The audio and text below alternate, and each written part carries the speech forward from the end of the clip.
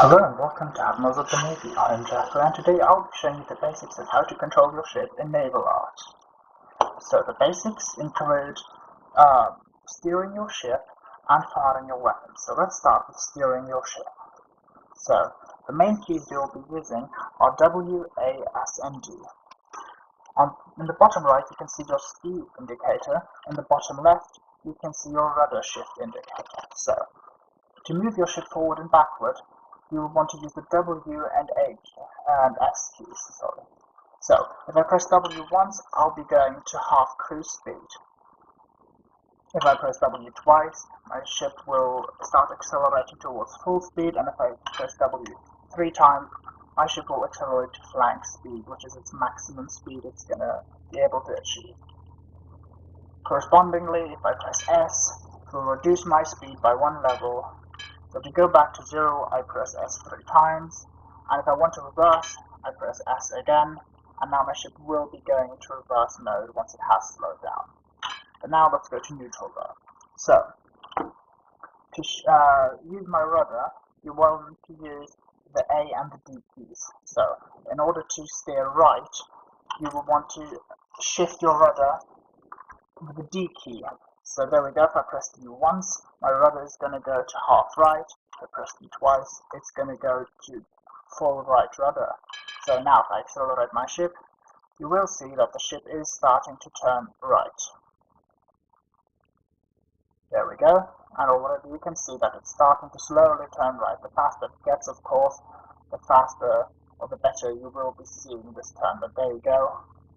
So now it's turning full right. If I even out the rudder again by pressing A twice, now we're going to go in a straight line. Good. So now that we know how to move our ship, you will know how to fire your gun, of course. So, in the mid-right of your screen, you see the symbols for the 4 keys you will be using. So the 4 keys are the 0, 1, 2, and 3. So, when you press 0, this will lock your guns in the starting position. So right now I'm in the 0 mode, and you see my guns are not tracking my mouse movements, and if I press left click, they won't be firing. So if I press 1 now, you'll see my guns are going to start tracking my mouse movement. There we go. So now if I move forward, the guns will turn forward and backward, and they'll always try to point right at the mouse cursor. So, Mode 1 switches your guns to fire high explosive ammunition. This means that they will be firing high explosive rounds, which aren't particularly good against highly armored targets, but can be pretty useful against lighter ships like destroyers, for example. If we press 2, we'll be switching to armor-piercing mode. These shells are usually used against more armored targets because they penetrate more armor, but of course don't do splash damage the way that high explosive shells do. If we press 3, that switches your ship to torpedo mode. So now you see my torpedo tubes are starting to track my mouse, where my guns aren't anymore. And now once the torpedo tubes have aligned themselves with my mouse, I can use left click, same as with the guns, to fire torpedoes. With torpedoes, one left click will always fire 1 torpedo per tube, so in this case I have 2 tubes, so that fired 2 torpedoes now. For all the torpedoes I'll have to click another 4 times. There we go, so now I've fired all the torpedoes, and now my torpedo tubes will be reloading for a while, so I can't fire any more right now, as you can see. Good, so let's switch back to 0. And now, again, you see none of my guns are tracking anymore. So, the next thing is going to be anti-aircraft guns.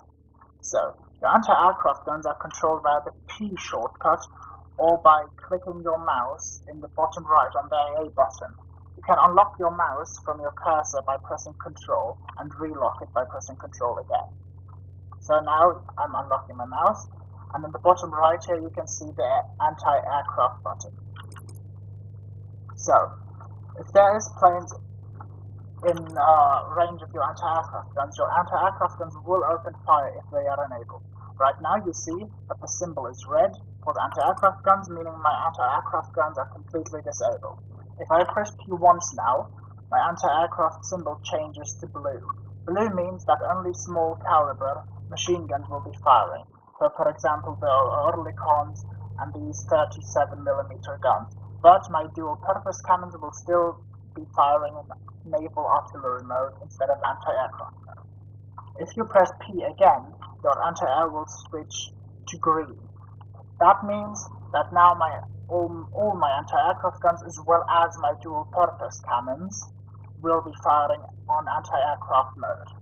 Note that while this mode is active, even if there's no planes to fire at for the dual-purpose guns, they will not fire at any targets and will not track your mouse. So just to show you that, I'm switched to mode 1, so high explosive, but my guns are not tracking my mouse movements because my AA again is in dual-purpose mode, so these guns are only working for anti-air now.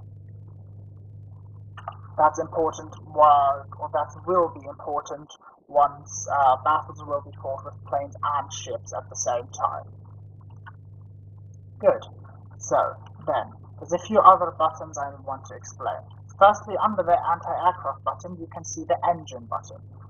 The engine button basically just toggles your ship's engines on and off. So basically, if you want to, you can switch your engines off. That will make all the smoke go away, and my ship will now de-accelerate to a speed of 0 knots because my engines have been shut down. I can just re-enable them by again clicking the engine button down here. There we go. And now my ship will start to accelerate slowly again, and the smoke will start to come again from the funnels. So, in test mode, we have a few other buttons as well, like the time acceleration table on the top right, where I can set the switch the game time to ×3 or 0.25, so 1/4 speed. But for now, we'll just leave the game speed at speed 1. So, that's the most important part of controlling your ship. There's some other options, like for example changing the weather in the top right corner here, so I can change the weather, but that's not particularly important right now. But if you want to get some good shots of your ships on sea, you can of course use the weather to adjust for that. So, but now you know the basics of how to control your ship and how to fire your guns. In the top left you can also see some of the important shortcuts for buttons in this mode. So for example, we have some camera settings here like F1 for the normal camera mode we're in right now, F2 for the cinematic camera, and tab to change the camera target. So for example here, now the camera has switched to this spotter plane flying around. If I press tab again, it's going to switch back to my ship. O is to show the module status, so press and hold O to show the status. Right now everything is blue, meaning all my modules are operational. In battle, some of them might become orange, red, or even black. Black of course means that they will be destroyed and not working anymore for the rest of the battle. Press left shift to enable the telescope mode, where you can zoom in and out with your little mouse wheel to aim your guns at further distances. Now we can see that my anti-aircraft guns have opened up at the spotter plane flying around. We've gotten in range, my aim mode is in green, so my main guns and my light anti-aircraft guns are actually opening fire now at the planes. So let's just wait for them to shoot down the spotter plane. There we go, we've got the aircraft destroyed message, the spotter plane is going down, and now my anti-aircraft guns have stopped shooting and have returned to their original positions again. So, that's it for the ship control tutorial. I hope you found this helpful. If you want to see any more content, please consider to like and subscribe. And of course, if you have any more ideas or questions, feel free to comment below or message me in the main game's Discord channel. Last but not least, the destroyer I'm using right now is downloadable on the Steam Workshop should you want to use it. It's called the Z45 Destroyer. I will also put a link in the description below. So thank you for watching, please like and subscribe, and I hope to see you next time.